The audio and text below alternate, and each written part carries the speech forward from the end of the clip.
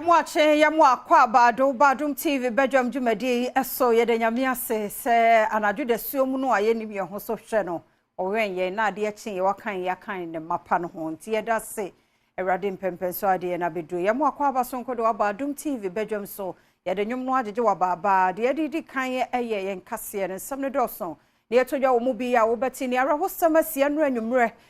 wo lab trasako wo East Legon aposifo awie won mo adwuma te won fie kwabrane akobo won tu akun yebekọ ho ne yede mu nkyem no enkyemu abro yebekọ Kumase Children's Hospital won mo sre se yebeboa wo mo niam ahodo ebeboa ma apomodin pa fa ne ntuma pa ede efra eno ne nsem bi na no pay mede bro Adom TV Badwam kase or share live on Facebook/Adom TV Extra, Go TV channel 119, DSTV 280, YouTube Adom TV 2. Mididi afia amankwa tamaklo. Afia ni DMT said 70 mu ankasa etie.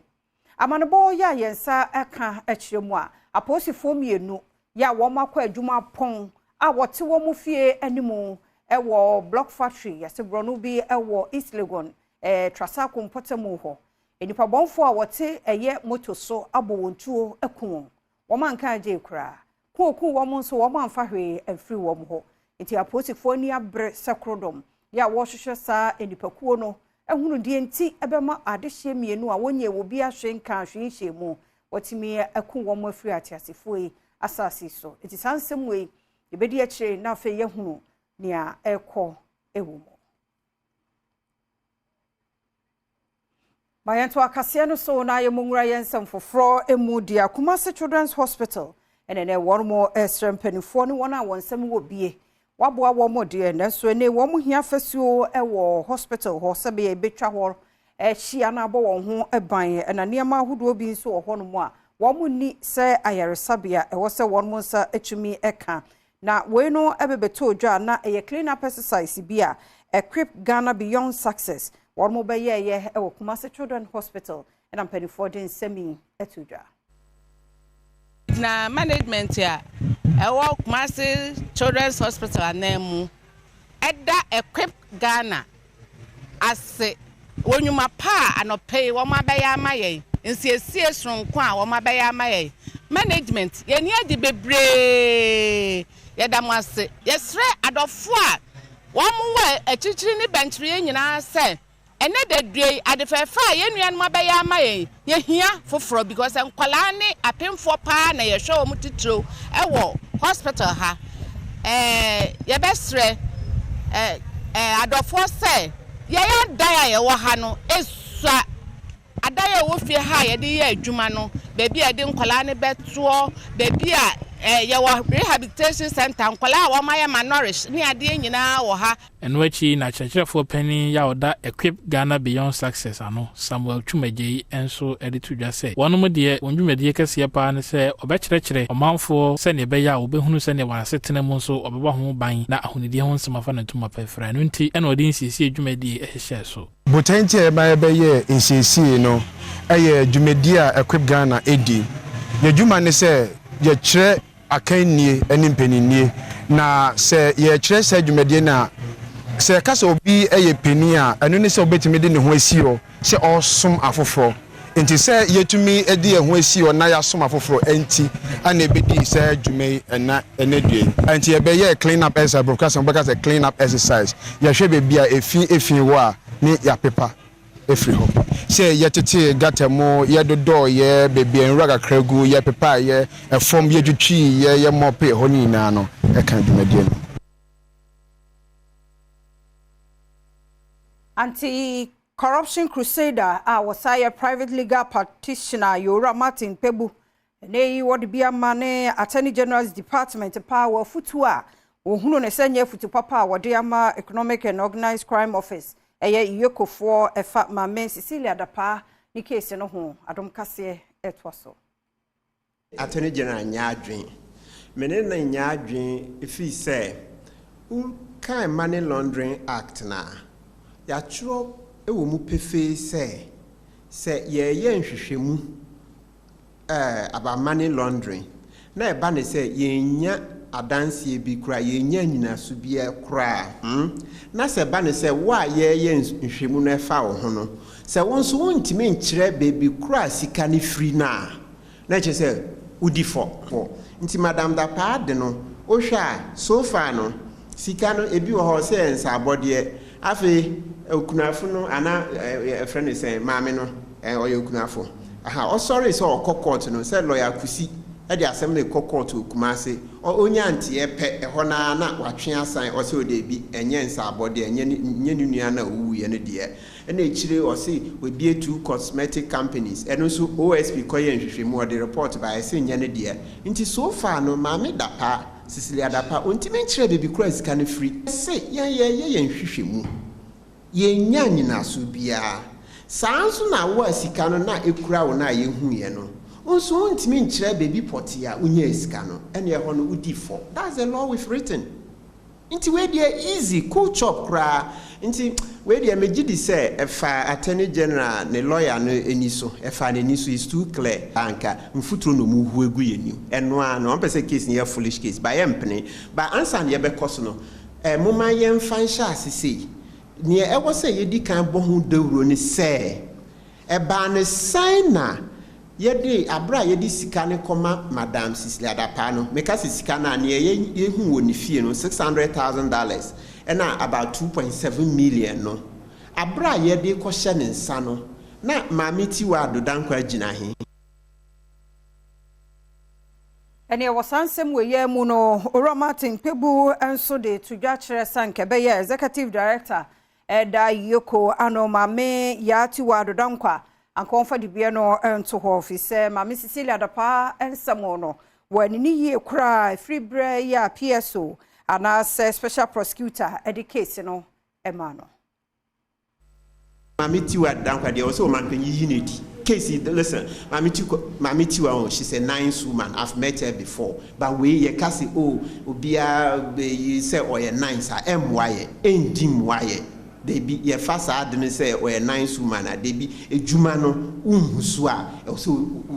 ugina nchen ugina yen kwa say isimesi ye nice ye pesa ade no na isimesi o nipa ho adaje o nipa ho abotre but no doesn't give us results because sika na mra na aka no wo wontimi nkyra e wa wudi for nti yes in this case you can't win this case then which other case can you win which other case and when na nchen Constitution nso asa kire Article 286 clause 4 say we are public officer ni ehu sika ana ukure japade bi na wentimi ankire baby kure free enye wo income na che say enye wo aketua enye bosia na wo boye enye eniom to say we di ade etc na che say you got it illegally nti ye beje.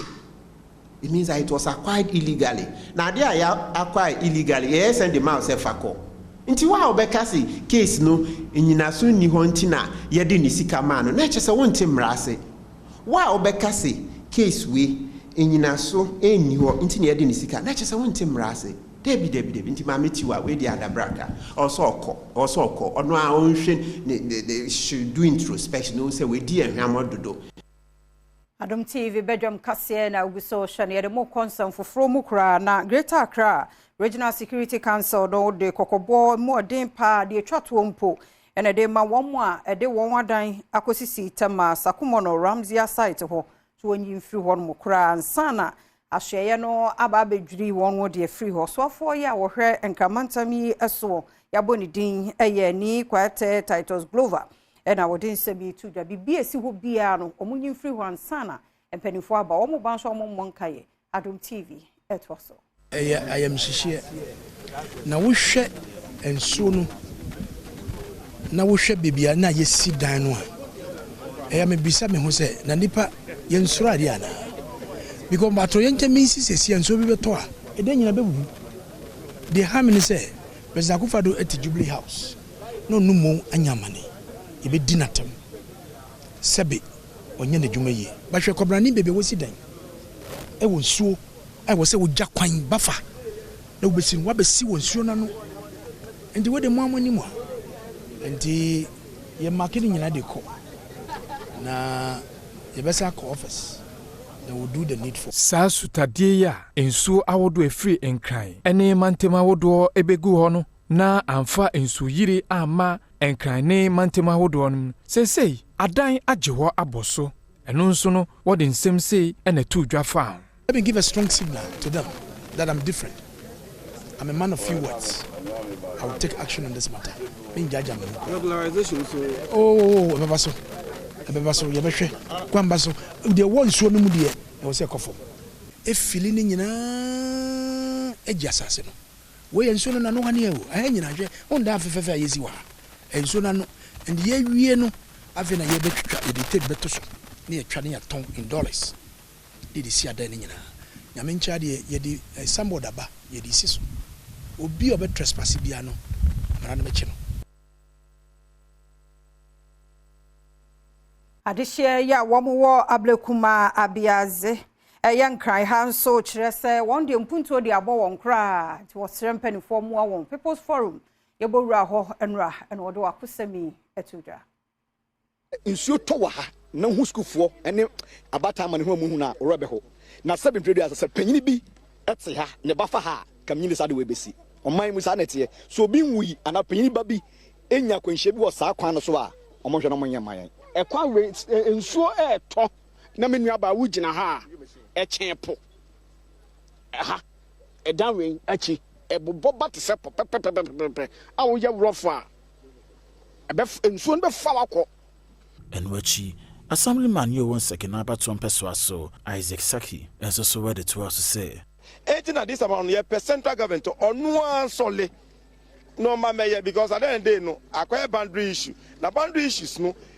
boundary no seems international school enya akra so what happens electoral commission also the electoral police station eba for Central all na my problem na ba no so I'm pleading and I'm aba hai issue wa no mo Adom efani multimedia mo kasa ko echi I'm appealing through your media say omo assistant na omo bridge we omo nya ne yie maye